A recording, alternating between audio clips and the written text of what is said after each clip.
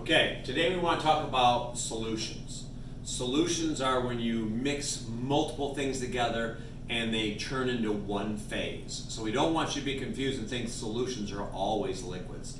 So what is a solution? A solution is when two materials mix together and then end up in one single phase. So a solution can be a solid, a liquid, or a gas. And I want to talk about a couple of examples. An example of a solid solution would be brass. Brass is what a lot of instruments are made of. Brass is a mixture of copper and zinc. And what they do is they heat up some copper and zinc in a solid form. It mixes together, and as it mixes together, they completely disseminate in each other, and they completely mix so they're equal parts of both of them.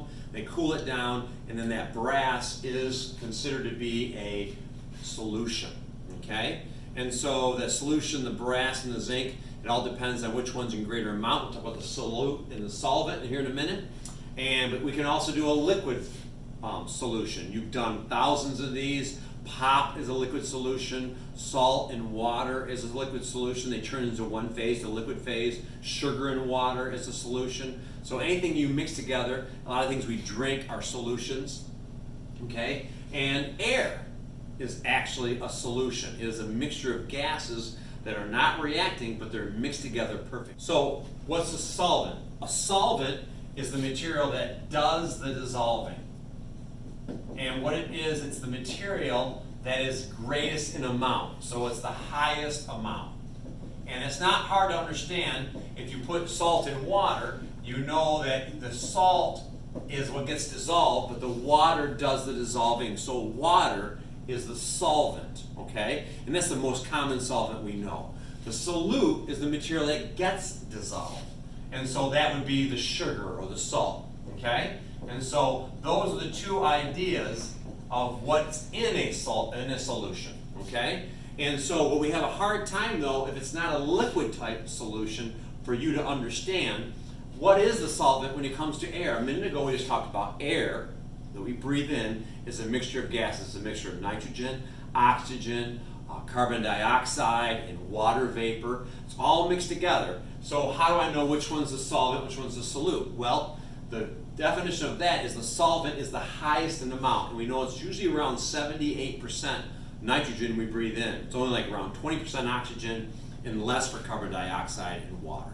Okay, so the carbon dioxide, the water, and the oxygen are smallest in amount, so that makes them solutes. They're all dissolved in a solvent of nitrogen because it's the highest amount, okay?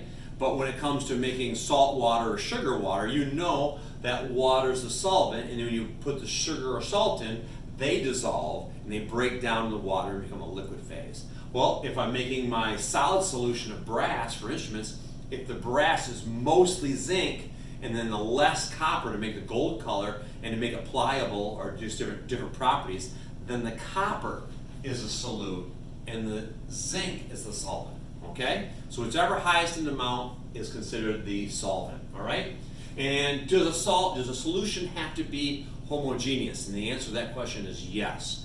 The solution needs to be homogeneous. And if you remember from our chapter 1, what is homogeneous? It is what we would consider to be a perfect mixture. And a perfect mixture means that every time you sample it, the ratios or the mixture is always consistent. So if I have a 2-to-1 mixture, 2 part solvent to 1 part solute, every time I sample it, if I get 2-to-1 in every sample, then it is a homogeneous mixture.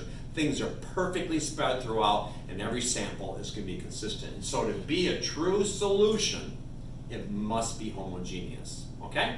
So going on from there, we want to talk about solubility. Soluble. What will dissolve? You know that if you put a nail into a cup of water and spin it, it doesn't dissolve. Okay? But there is iron in water. It's actually iron oxide.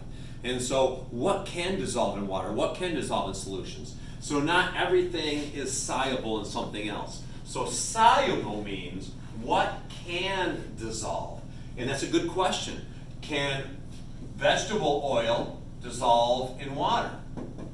And the answer is no, because we know that they will not mix, they'll actually separate, so they're insoluble in each other. So oil is not soluble in water. So the word soluble means can they mix together? Can they dissolve? And not everything is dissolvable in everything else. Water is a very common solution, but not everything can dissolve in water. A nail cannot, oil cannot, but salt and sugar can. So soluble is really a term. There's actually a term to think about, or a statement they've made. It's called like dissolves like. And that is a term that really helps to apply to all kinds of solutions. If the materials can be like each other in some way, then they will dissolve each other. And a good example of this is when I grew up, I always watched my grandpa, whenever he got oil on his hands from working on cars, he would take gasoline and have me pour it on him. He'd wash his hands, and the oil would come off. But if you put it under the sink, and most of those older soaps, the oil wouldn't come off for 2 or 3 days. Well, why did it come off? Well, oil comes from, or I should say gasoline comes from oil. So gasoline and oil are actually like each other, so they can dissolve each other. Okay? I used to work at a paint company, and we would have spots on the floor from the paint. And every time you squirted water on the paint thinner on the floor, we could clean the spots up, but some brown spots would never clean up on the floor. We'd squirt water on them, and they'd wipe off, and that was because that was coffee stains. So paint needed paint cleaner, and coffee needed water.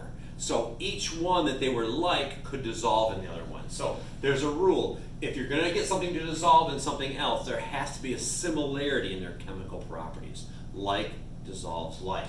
So with that idea in mind, it's going to be easier now to explain what we mean by solvation.